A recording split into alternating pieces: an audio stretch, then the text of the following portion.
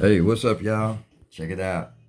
Getting ready to do my interview You're uh, listening to KPMM Kansas on City with your radio KPMM host, Dr. Kansas Trey. City. You've just heard the sounds of Pamela Armour and the Memphis Shop Choir with So y'all Middle of come a on in. Miracle. Prior to that, In His Presence Conference Choir gave us Mighty. James Hall with God is Doing It. At the top of the segment, we heard from Jaleesa McRae with Don't Give Up. Hey, don't you go nowhere. In about 30 seconds, I'll be in an interview with Brother Adrian Shavers right here on Yeah. KPMM Kansas City with your radio host, Dr. Trey. Your radio host, Dr. Trey. And I'm excited, I'm delighted, I'm full of joy and all that good stuff because we have one of the baddest dressing pianists on this phone. Oh my God. He is the Pope of Pentecost. He is the Cardinal of the 88 Keys. And we just thank God for him. Brother Adrian Shavers. What's up, man? Bless you, man. Thank you so much.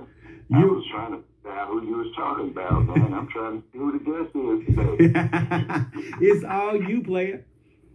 Man, I appreciate that, man. I really do, man. All glory to God. Yes, sir. So you have a new single that is out called "Oh How I Love Him." Yes, sir. Let's talk about that single. Did you write it? Yeah. That's actually, I wrote that song back in the 90s. Really? Yeah. I have many songs that were written in the 90s, and I'm thinking, back then we were like, man, this is kind of before time. Now I'm seeing what God was doing, with that. Mm-hmm. Actually wrote that song back then for now. Right. And this is when God allowed me to go ahead and release it, to the public, go ahead and get it done. Of course we did, brought it up a little bit today. Yeah, that one was written back in the 90s, man. The mid to late 90s. That's what's up, because when I was listening to it, I felt like it was a Thomas Whitfield composition or something like that. And so that's a major honor. I mean, when people tell me that, I have people, friends and things that live in Detroit, and those were some of the first people that I actually reached out to, when I started putting it together and getting demos and stuff. I would reach to them because that was one of my giants as far as the musical, just listening to him. And I wanted to be like him, and everything he did, I was trying to do. So when people were saying that to me, it was a great honor. yes, sir. And I'm one of them Michigan people. Yeah. Yes, sir. Yes, sir. We love Thomas Whitfield. Yeah. Yes, sir. But yes, it does have that flair to it, and I was like, this is really, really, really dope. And the first time I listened to it for review, I'm like, oh, I can get this. I was sitting in my office just humming and stuff. And then I walked away and came back, and I'm still humming this song one more time. And then one more time became like a repeat. And so my little supposed to be 20-minute review of the song became an all-day review of the song because it was really ministering to me the entire day. Oh, how I love him. Yes, sir.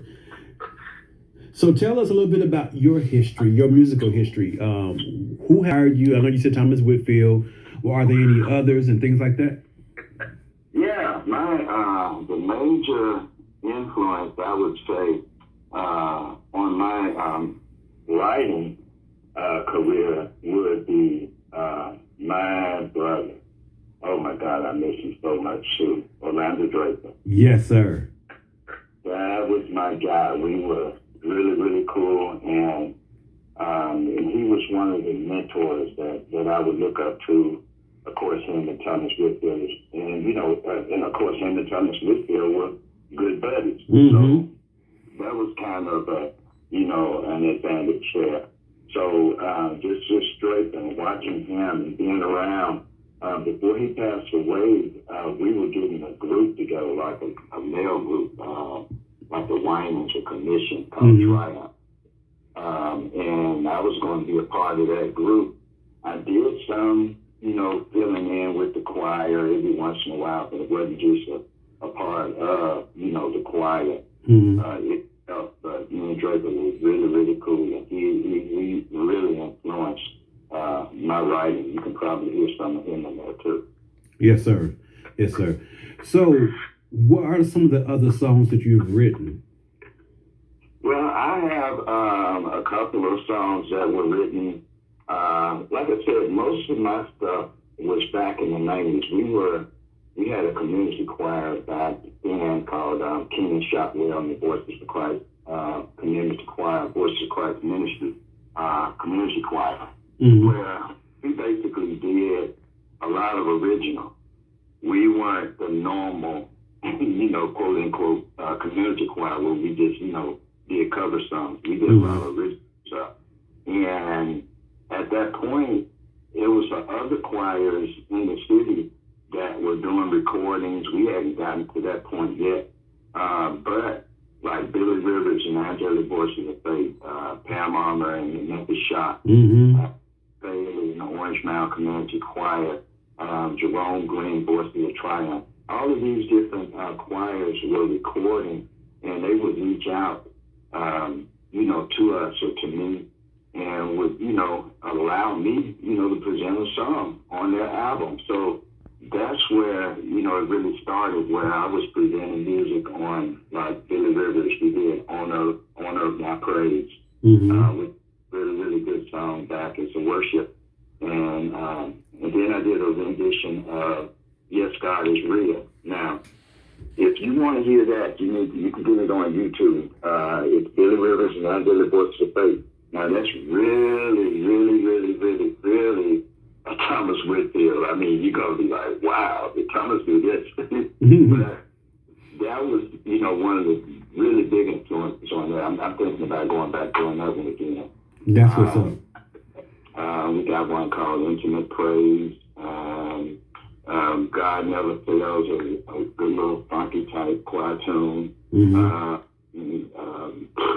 Good, that's one of those Kojic type hand clapping tunes. And I got one where we just, basically I took it all the way back to when I grew up in church, where it wasn't just, the only thing we had was an organ and a piano. I want to do a song, just organ and piano. So we did one called What Are You? And it's on King Shotwell, Voice for Christ Ministry CD. And that's on YouTube as well. You can look that up, King Shotwell. I'm the King Shotwell, and you'll see what he is, and also Been Good. So there's several songs that I have recorded already, but file cabinet full of them, just ready to go. So I'm waiting on the time. Yes, sir. Now, you threw out a couple of names that I just actually adore. Number one, Orlando Draper is one of my favorites, period. Number two, Pamela and the Memphis Shop. Now, the song that they do that sends me in is Middle of a Miracle. Oh, yeah. See, I got, and the story on that is the song that I wrote on that particular CD was Give God the Glory. Okay. I didn't know that. Yeah, I wrote that one.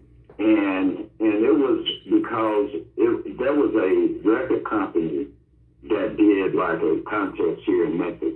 Our choir, which was Voices for Christ Ministry, and Pam's choir, we were all a part of that, where we had to send in, these tapes and stuff, and they would pick who they wanted, to actually win a recording contract. We barely, we were at the last, they did a little concert where they had both of us and, and all of us there, but they ended up picking Pam Armour in the shop. The way God blessed out of that was Keenan, which is over the Keenan shop there, Voice for Christ, he plays organ. He ended up playing on, on Pam's album. She had him playing on it, and then she used one of my songs. So we all basically won, in that competition. Right. Quote unquote competition. We really don't believe in competition, but But they won that contract, and I was so blessed. That was the first song that I actually had recorded. Was "Give God the Glory" on Paramount in the Shop. And yeah, middle of a miracle. Yes, sir. In the middle of a miracle. Watch yourself, Reverend. Watch yourself, because you're going to send me in. Hey, I just talked to Pam yesterday, man. I didn't know you knew her. I'm gonna mention her. She was trying. Actually, when I get off of here, I'll probably going to do their rehearsal because I'm getting ready to teach them. Where I had already taught them the song, for their next recording that they're going to be doing here real soon. So. Yes, sir. Well, I don't know her personally, but I know her music. And when the CD came out, I was learning how to be a radio announcer at the time. And so that's how I became acquainted with her music. And it stuck with me. Actually, Middle of a Miracle is still in rotation on my radio station now. That was nice. Yes. She really did. Why Do We Sing? Really? Yeah, they got a newer version of that one. So okay. Yeah. So I want to go back to something that you just said, and I want to go back to this because I believe that a lot of artists and people in the industry miss the relationship in the industry. You said that Pam and her choir won the contract. However, she reached back and pulled material from you and a musician from another person who was also going for the same thing. And that's so unusual or unheard of in today's time by people because everybody wants to be the big shot. Right. So and that's the difference between that era and this era. Mm-hmm. So what suggestions would you offer to musicians and artists today on how to build an actual relationship? Because I learned in this generation, they don't know nothing about relationships, period. Whether it's platonic, working relationships, husband and wife, boyfriend, they don't know how to do none of it. So what kind of advice would you offer about building good working relationships? Well, the first thing is to support others. Mm-hmm.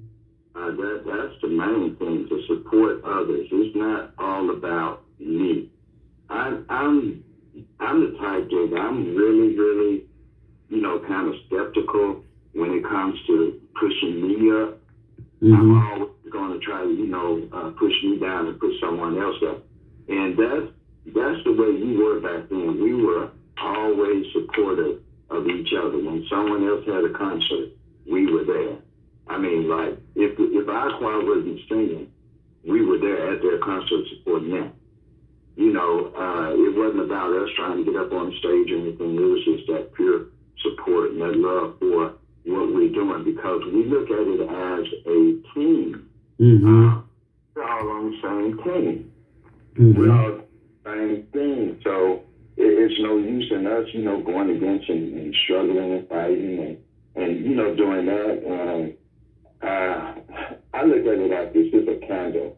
And an old preacher told me this one time. He said, if you got a candle lit, and I go in here and I try to put out your candle, what that actually does, it makes the room darker.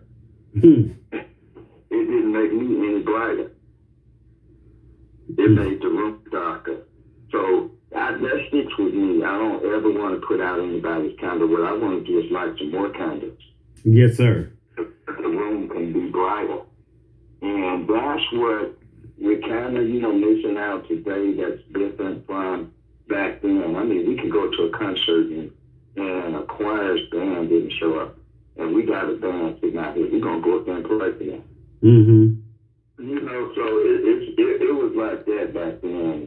And that was, one of the things that, just being around and being under the mentorship of Draper, that kind of helped, because all of us here in Memphis, we were like one thing. He had this thing called Music Lovers Company. Mm-hmm. I remember.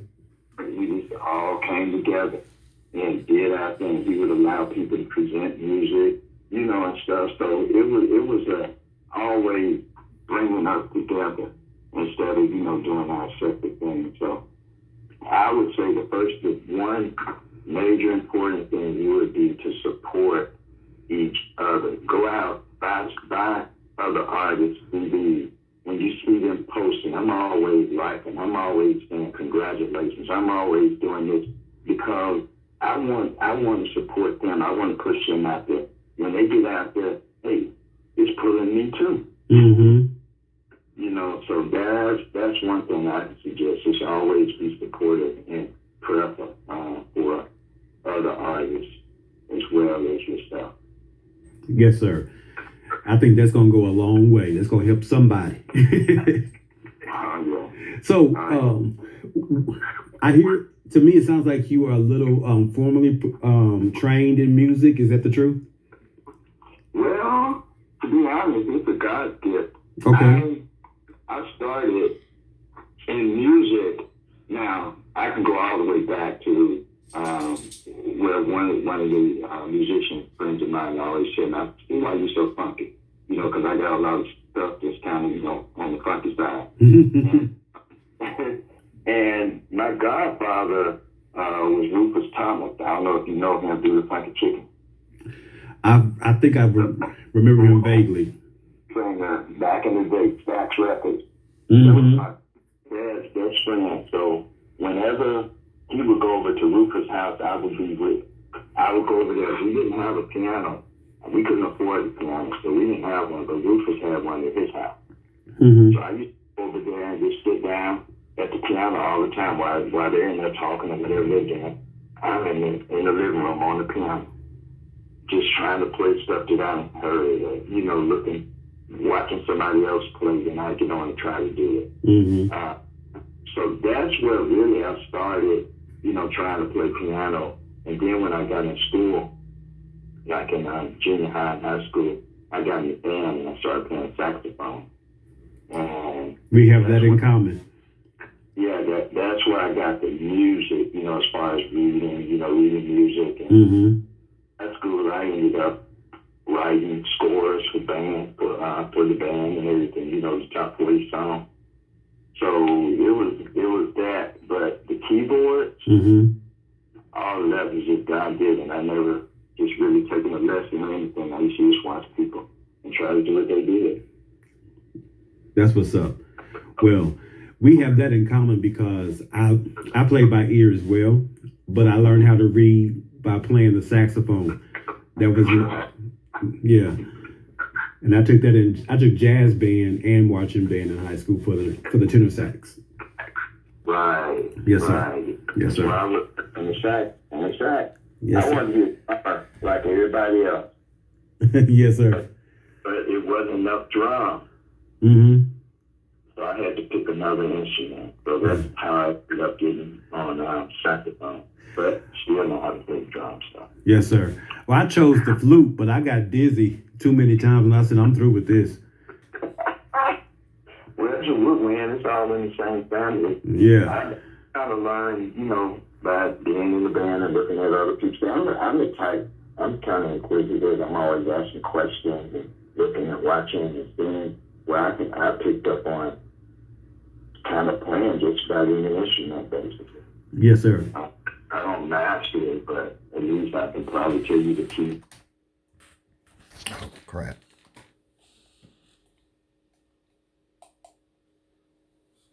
You think musicians lack today?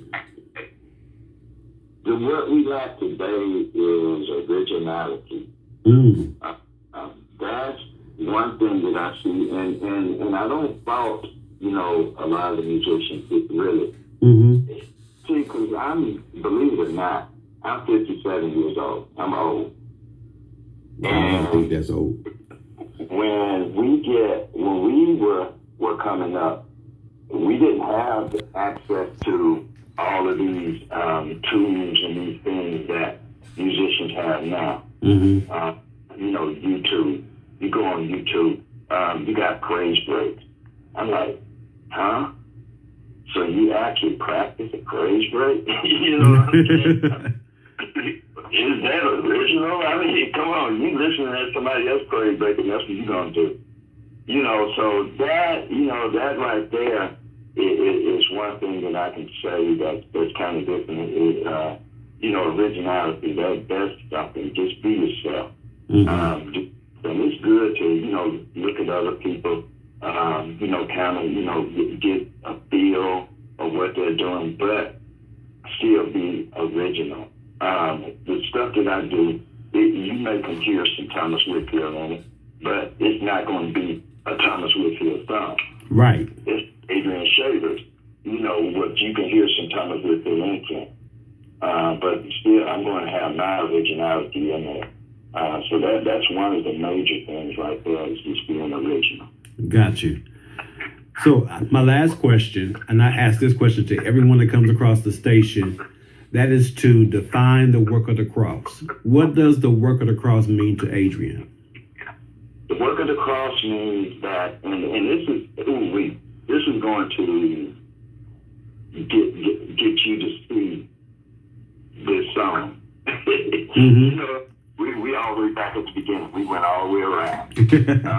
But we back at the beginning now with the song, Oh How I Love You. That song, and it's one scripture that inspired that song. Romans 8 says, but God commended his love towards us in that while we were yet sinners, Christ died for us. And that right there inspired me to write, Oh, How I Love Him. That song basically is talking about Calvary.